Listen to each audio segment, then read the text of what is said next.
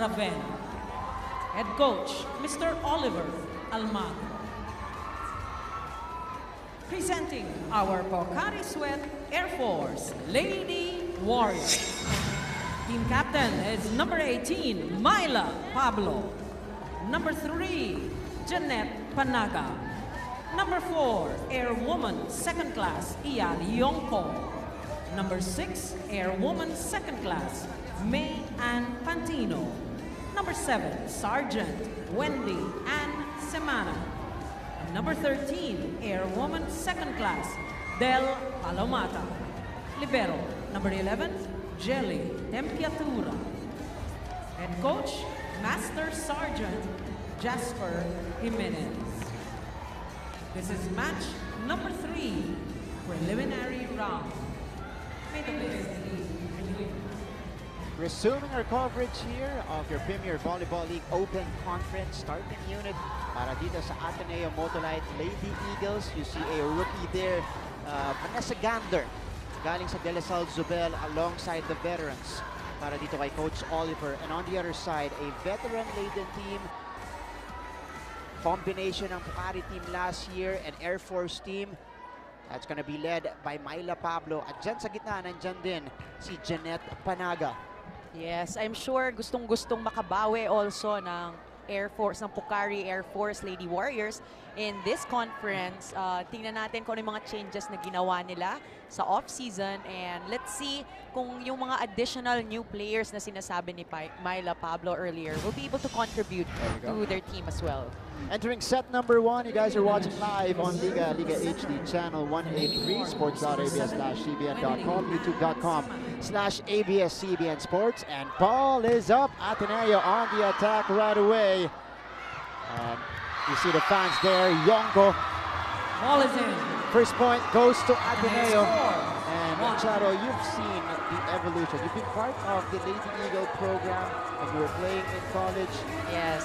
Now, nag-iba na naman sila ng coach ng ilang system. So how do you see this change affecting the lineup now of Ateneo?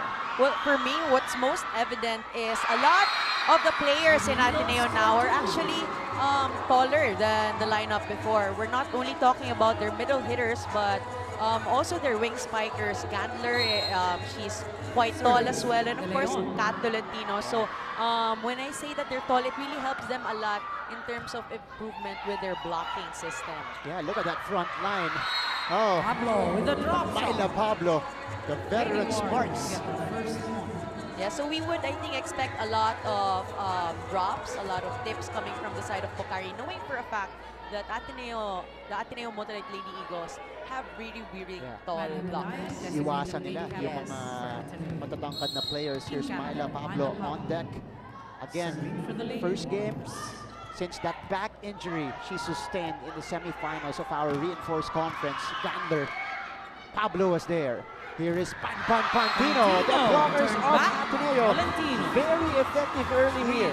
Serving one. We have talked about this, Martin, and I think kitang-kita rin talaga na bantay sirado ng blockers ng Ateneo, ang wing spikers of Pocari Sweat. So let's see kung anong mga pwede nilang gawin na adjustment. There could be a lot of things that they could do in terms of combination plays, changing the tempo a bit. So that will all start with a good reception. There you go. With the runner. Don't do, that's a point 2 to 3 for the Pocari Sweat Air Force Lady Warriors. The veteran, Iari Yonko, putting it down. At marami rin weapons itong si Coach Jasper Jimenez. We're talking about hitters like Jeanette Panaga, Myla Pablo, Iari Yonko in the lineup. Off the bench, meron ka pang Elaine Casilag. 3 points. This is a very prominent unit They're for not Pocari. only veterans in the game, but they're also star-studded. You're right. A lot of these players can actually give double digits to the team. So it's really now up to the ball distribution of Wendy Ann Semana kung mabibigyan niya talaga ng magagandang balls and magagandang combination plays ang team niya. Here is Pocari. Yonko with a tip. Nandun si Ravenna. Tolentino gives up the free ball. Here comes Pocari. Pantino with a tip, doesn't work. Wong goes to the other side. Hegeliana checked.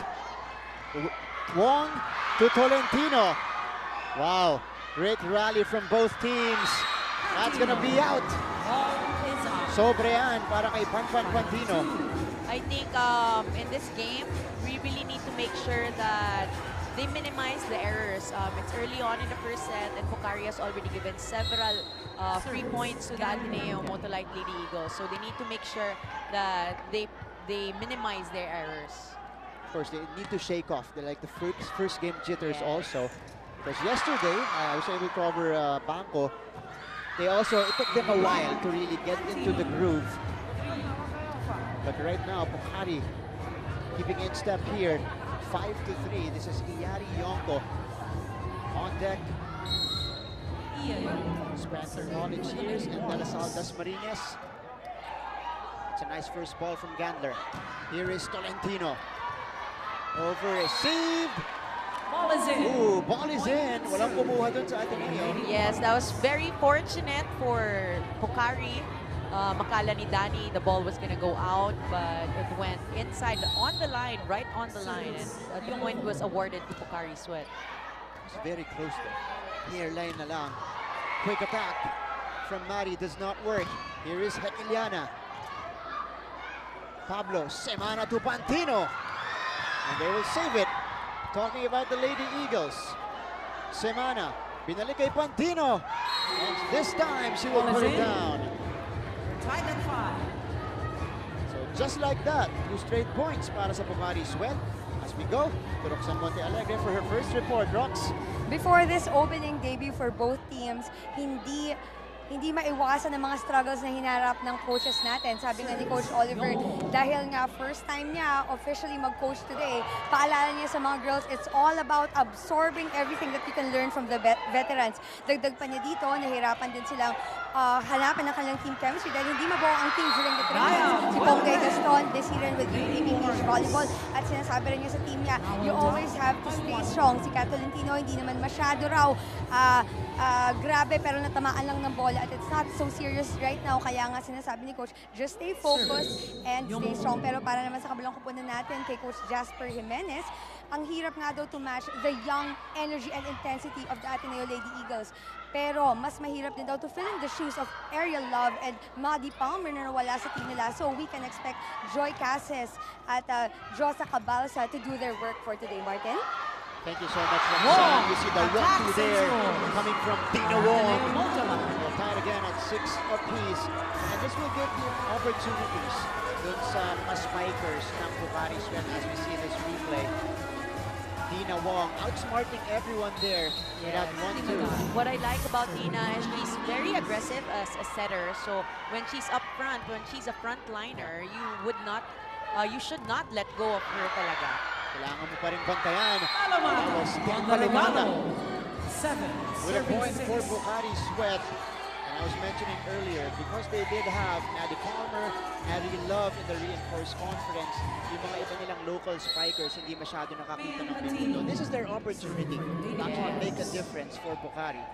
That's true. And the likes of Pantino, she has been giving a lot of points to Pocari as early as this set. And of course, si Bagyong Myla. First technical timeout. That's a point for Myla Pablo. Pocari. Technical timeout here. Our first one of the game, 8-6 lead for Pocari.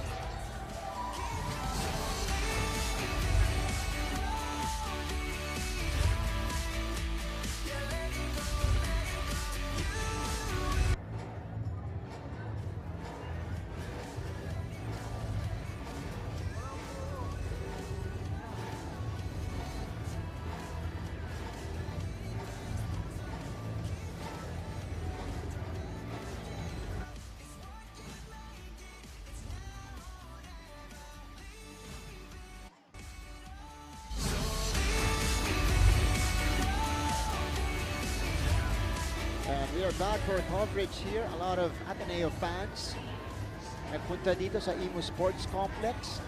Siyempre, again, this is the much-awaited debut of the Ateneo Motolite Lady Eagles. So far, kanina maganda yung simula nila, Charo, but the veterans of Pocari Sweat just taking over, allowing them to grab the 2-point lead.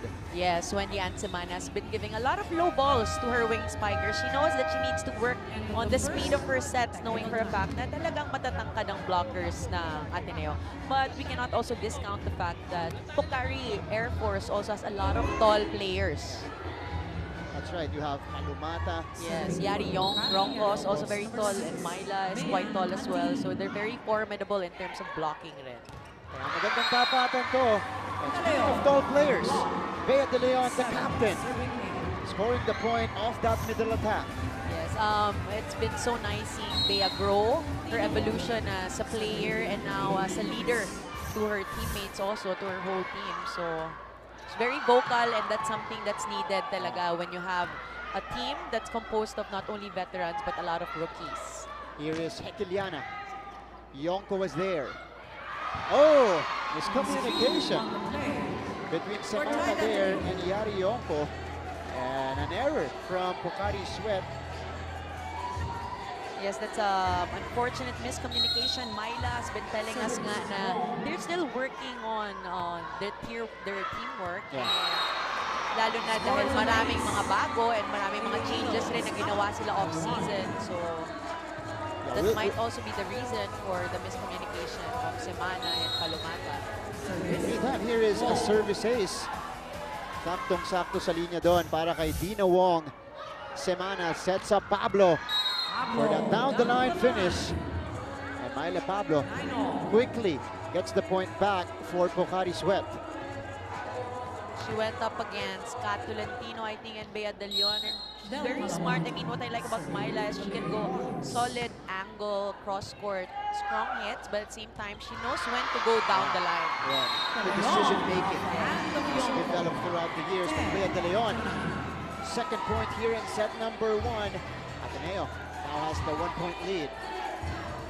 Team Hekiliana, the returning Lady Eagle, suffered that ACL injury that sidelined her in the UAP season. Oh, and Pocari Sweat will score there.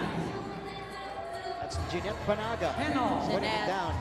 Yes, Jeanette Panaga seeing the hole when Gandler moved towards the middle. She saw the hole in the open area. That's Wensimana with a serve. Here's Gandler. Here is Yari Yonko with a tip. Hindi na inabot yun ni Danny Ravena. Although, tinanong niya ulit yun sa referee because she felt she got to the ball in time. But the referee is also just there. He has a good view of what happened. It kind of did look like it touched her hand. Yeah, touched her hand first. Yes. Wong sets up Tolentino. Pantino pops it up. Semana, here is Pablo. On a powerful hit. It's interesting what Coach Oliver did to his rotation for Ateneo, and he's known to do this a lot, no? So he's now putting Kat in the opposite so she can block the open hitter of the other side. That's Gander with a reception. Tolentino with a push. Look at that dive by Tempiatura. Pablo off the net. Ravena sets up Gandler. Left-handed push. Here's Tolentino again. Look at the coverage from the Air Force Lady Warriors. Just shutting down the Lady Eagles. Yes, I think narinig tayo ng Lady Warriors when we talked about the blocking of the Lady Eagles as they go for a timeout here. Banco save of the day. That was Jelly Tempiatura saving it up for the point para dito sa Pocari Sweat. Nice target. Okay. Nakita natin yung weakness. May hinahanap. You're forcing your ball to go here. I don't care if it's soft or not. What important is you get away with the block. Okay, now, again, nasa sa atin yung bola, ang daming nasasayang. It's because minamadaling natin si Dina. What I want, I don't care. Pumunta dito yung bola, it's okay. What important is tumaas at alam ni Dina yung gagawin niya. Okay, again, guys, be confident in everything you do. You don't, it's okay, ma-block. What important, di natin tinatapon, okay? Let's go, let's go! The ever-animated Coach Oliver Almadro Yes, so much intensity for a coach, no? And it really works for a lot of the players as well. He is able to actually transfer some of this good energy to his players. Of course, the multi-title coach in the men's division. First head coaching stint here in the women's division. Oh, Pablo. Wong sets up Tolentino. Pablo was there, but it goes out. Tolentino on the hit out, 11 to 14. So that is a point for Ateneo. 13-11 lead now for Pocari Sweat. Yes, Kat changed her hit there a bit. At first, she was really going a lot of the angle hits, but talagang nag-prepare. Oh, it's Tito Elmer and Tita Det, the parents of Bea de Leon. Hi, Tito, Tita. It's so nice to see you here. Traveling here to Cavite to watch Bea de Leon here. Yonko, too strong. Let's see if they're going to call the check ball. And there is a check ball for Pocari. Gets a ball touch. Lady Eagles. Point and serve. Yonko. Lady Warriors. A check ball was called in favor of Pocari Air Force. And they're now up by 3, Martin. Up by 3 points right now. Oh, Pablo, that's too low. So, service error right after the point. So those are the things na tinitingnan ko si Coach Jasper yung reaction. But those are the things na looking back talaga no, will hurt you. Mga mistakes like a service error, especially when your team has the momentum already. And speaking of errors, sinagot naman yan ng Ateneo. Tolentino committing the error there. So back to a 3-point lead here. Jeanette Panaga, NCAA champion from CSB, now serving. Nice serve! And that's an ace for Panaga. Second technical timeout. Second technical timeout here. Pocari Sweat extending their lead to 4 points.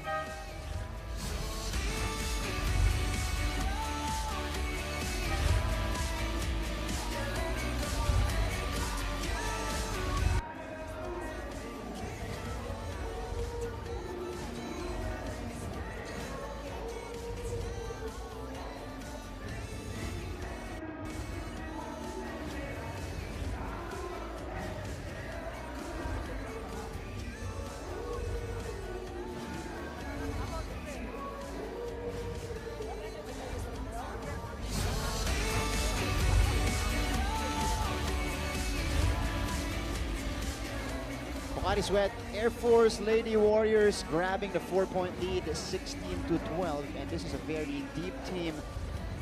Ngayon, pinaparade pa nila yung kanilang starting unit. Samantala, on Twitter, we've got Alex, grabe ang blocking ng Ateneo. That is courtesy of their very tall front line. Yes, and very aggressive blockers also. Yeah. They have very good timing. It's not only because they're tall, but they know when to jump. And where to jump also. Si Lady literal naman, Bagyong Pablo, supporting here. Oh, I have a fan here, si Ate. Hi, Pammy. How are you doing? Thank you for watching PVL Open Conference. Scores an ace. Oh, back-to-back service aces for Jeanette Panaga. Wow. Jeanette, this is target practice for her. Yes, she has a very sharp down-the-line serve and it's quite low. It's just over the net. So tingnan natin kung mag-adjust ang Ateneo sa services niya. They will send it over. The blockers were there. Dina Wong to Kat Tolentino. Palomata pops it up. Here is Pablo. And that's an error from Pocari. I think one of the strengths also of Ateneo is that they have a really, really solid back row attack coming from Kat Tolentino. And that's something that the other team, I think, has been preparing for as well. So, talagang binantayan nila si Kat sa mga back row attacks niya. First Kat, very tall spiker. Stands 6'1". Yes. And when she flies like that, it's very hard to stop. Wong to Tolentino. Ooh, not over. Tolentino with the attack error. So now it is a 5-point lead for Pocari Sweat. I mean, we've we've spoken about the errors that both teams has been giving to their opponents. And talagang sayang na sayang yung mga ganong attack errors and service errors as well. Here's Tolentino. Better attack from her. Pantino will try. Ravenna with a save. Here's Gandler from the back. Pablo will give up the free ball. Dina Wong sets up Hegeliana. Net touch. And net touch called on Pocari. Semana. Del Palumata. Natawagan ng net touch doon. Yes, yet another error coming from Pocari. So nagbibigayan lang talaga sila ng points from error, Martin. Although itong Ateneo, konti pa lang yung pumapasok na atake mula sa kanila. They're being checked earlier by the blockers of Pocari. That's Semana. Putting it down. Wong and De Leon couldn't connect for that one. Pocari gets the point.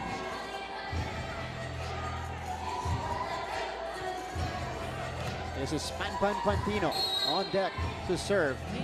It's 19 serving 14. Ravenna, Wong to De Leon. That gets through. Yes, that's a sign of maturity for a setter also.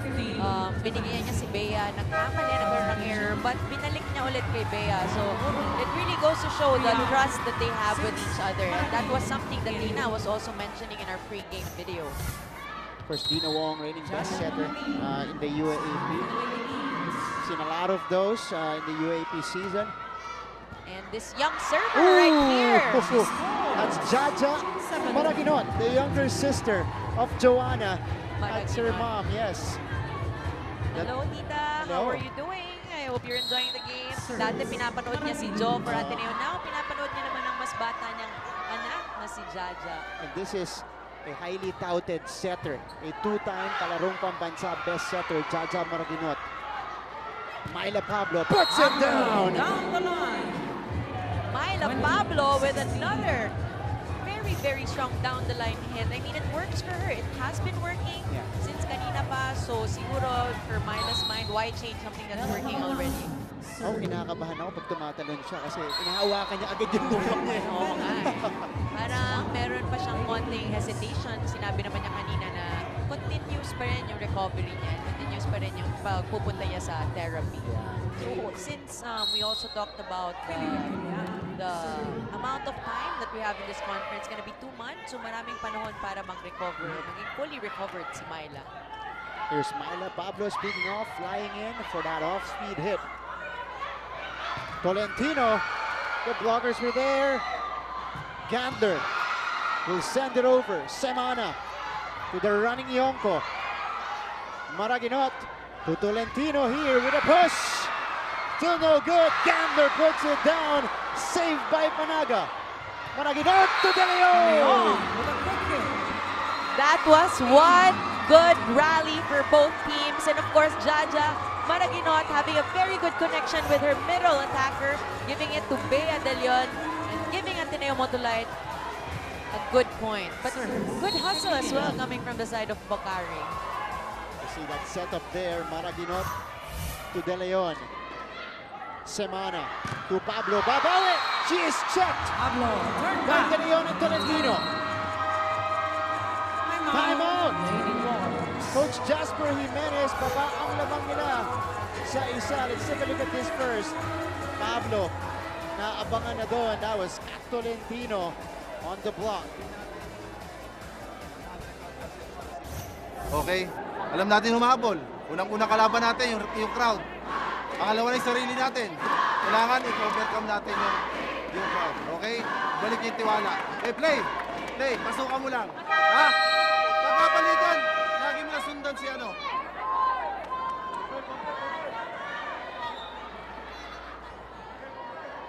That was Coach Jasper Jimenez. Siyempre, tama siya. Kalaban din nila yung crowd ng ating ngayon dito na pumunta sa ating venue. And if you can see here, it's a very intimate venue dito sa Imo Sports Complex. So, narinig mo yung mga cheers mula sa ating crowd.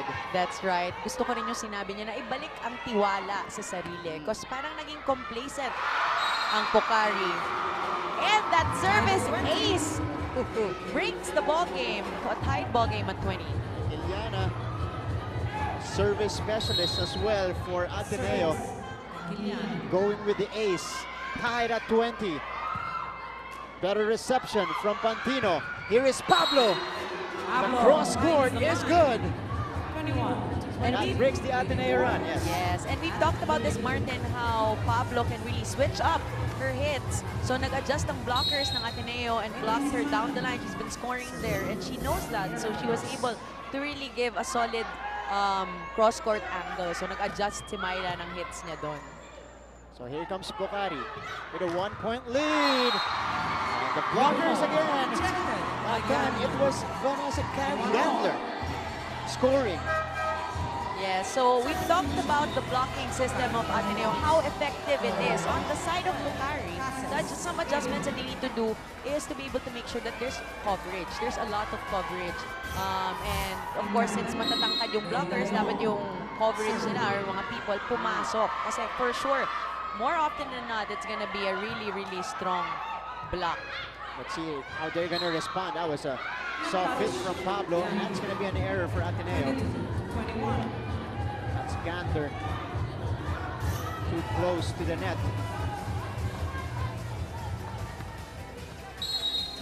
They're a little bit too eager. Yeah. Slide touch on that net. Here's Pablo. Kay Kiliana, Maraginot. To Tolentino. What a save by Semana. Pantino. And that's going to be a point for Ateneo. What a first set here, Charo. Yes, we have to give credit also to the sets of Jaja Maraginon. I think that was the exact height that Kat wanted, no? Although it was dug up by Wendy and Semana, pero talagang hindi na set up ng Pocari well enough. Oh, quick hit. Jeanette Banaga getting the point back for Pocari. Hindi natin nabanggit kanina si Joy Cases. Pumasok na para dito sa Lady Warriors. Yes, one of the veteran hitters also for Pocari. So now Jeanette Panaga, she scored 2 service aces earlier. What? She's gonna commit an error. And that's gonna be really costly, Martin. End game error. She has been giving a lot of aces, no? So we would have expected her to be a little bit more confident with her serves. So nakahinga ng konti ang Ateneo sa rotation na yun. So this opens the door for the Lady Eagles to get over the hump. That's Pantino. Free ball. Balmaceda. Cases. Sobra yan para kay Cases. Passing violation. Too much momentum. Yes, too much nerves, I think, for both teams. Timeout. So Ateneo now at set point. Timeout, Coach Jasper. Relax lang. Nasa harap mo na, ba't di pa itinap, pabalik. Okay? Ganon din si Pangs. Oo. Relax lang, laruin lang natin. Kung ano lang yung ginagawa sa practice, ganon lang. Ha? O, alam natin, kalaban natin yung crowd. Pero yung ginagawa natin sa practice, ganon lang din gagawin natin, okay? Sa magandang receive, ha? Okay, Pan, ready? Ha? Ito na mangyari. Huwag ka mauna. Nauna ka, nasa ilalim ka ng bola eh. Okay, pag may nakita kang kamay, doon mo pala yung sa kamay. Ha? Pasok. Pasok ka mga. Coach Jasper Jimenez. And you guys can see Banco Perlas waiting on the sidelines. Former Lady Eagle, Meta Jima. Meta Jima, Roses, Ella De Jesus. Behind her is Pen. And I think behind Pen is Rico Robles. Ano pinapanood ni Rito dito? Mga avid supporters ng Banco Perlas. So it's set point here for Ateneo. Gandler. The setup there to Palomata. No good. Semana to Palomata again. Dug up by Gandler. Oh!